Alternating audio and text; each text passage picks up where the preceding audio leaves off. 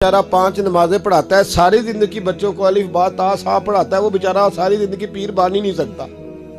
पीर उसने ही बनना है जिसने 1.5-2 महीने गुसल नहीं करना, उसी ने बनना है जिसने कुछ 4-5 किलो लोहा उठा लेना है। कोई म्यार बनाओ। शेखुल हदीस ऐसे हैं जिनको मैं जानता हूं, बेचारों की बेटियों की शादियां नहीं हो सकी, पैसे कोई नहीं, और तुमने गवैये और नाथ खां अमीर कर दिए।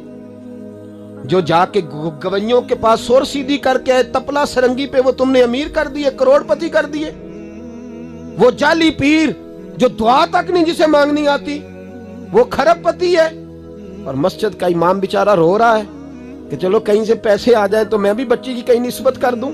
मेरे अपने शहर की बात है, एक बड़ा कीमती बच्चा जामिया निजामी में पढ़ता था, उसके वालिद साहब आलिम थे, और बच्चा मेरे साथ बड़ी मोहब्बत थी। छोड़ छाड़ के वो बच्चा कहने लगा मैं साउथ कोरिया जा रहा हूं, मैंने नहीं पढ़ना।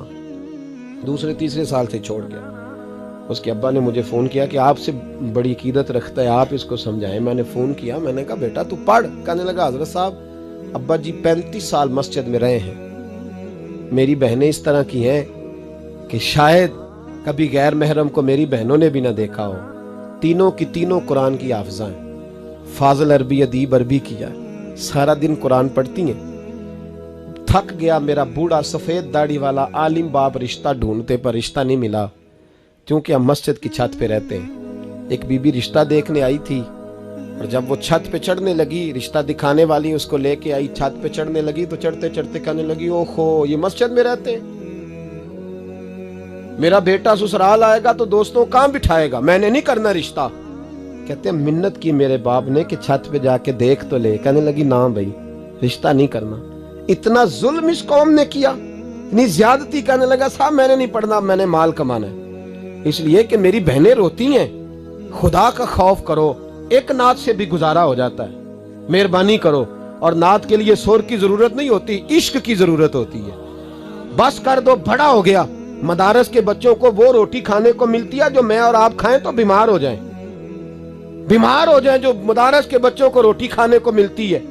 और इनको जिस तरह इनका इस्तेसाल किया जाता है, लाइनों में लगा के इन्हें खैरात की तरह खाना दिया जाता है, और जो इन बेचारों का अशर होता है, 100 रुपया खत्म के बाद जब चौधरी साहब देते हैं तो 200 वो बातें भी सुनाते। ये जुल्म कर रहे हो। रबीउल अव्वल आएगा तो यहाँ जनाब मेले लगेंगे, और यहाँ हालत ये होगी कि 25,000, 50,000, 60, कहां से आया तुम्हारे पास पैसा? यहाँ लुटाने के लिए पैसे हैं। और मस्जिद का इमाम मिन्नत करे 6 साल के बाद भी कि 2,000 बढ़ा दो, तो कहते कारी साहब इतने पैसे नहीं जमा होते। ये पैसा कहां से आता है? खुदा का वास्ता, ये भी मेरे आला हजरत का पैगाम है, इसको भी सुनो। आला हजरत से जब कहा गया ना, हमारे तो अल्लाह खैर करे नाथ खां और मैं वो कोई पैसे फेंकने आते हैं महफिल में तो मना करता हूँ। क्यों? इसलिए कि जब दथियों वाले पैसे लेके आते हैं ना मस्जिदों में और महफिलों में, तो फ्रंट सीटें फिर दथियों वालों के हाथों में होती है। गरीब महफिल मिलाद में भी छुप के बैठता है पीछे, और नाथ खां भी याद कर लेता है कि ज्यादा नोट किसने पकड़े हुए, ज्यादा नोट किसके हाथ में। वो फिर कहता है हाजी साहब है शेर तुहाडी नजर जे। मैं क्या बदबख्ता, नबी पाक दे नाम दा शेर भी बंदे दी नजर हो सकता है, जिसमें हुजूर की तारीफ हो रही हो, बंदे की नजर किस तरह हो गई? शर्म करो, डरो अल्लाह ताला। सिर्फ दौलत की खातर ये भी फिक्र रजा है, करूं मद है अहले दुवल रजा, मैं करूं मद है अहले दुवल रजा, पड़े इस बला में मेरी भला, मैं गदा हूं अपने करीम।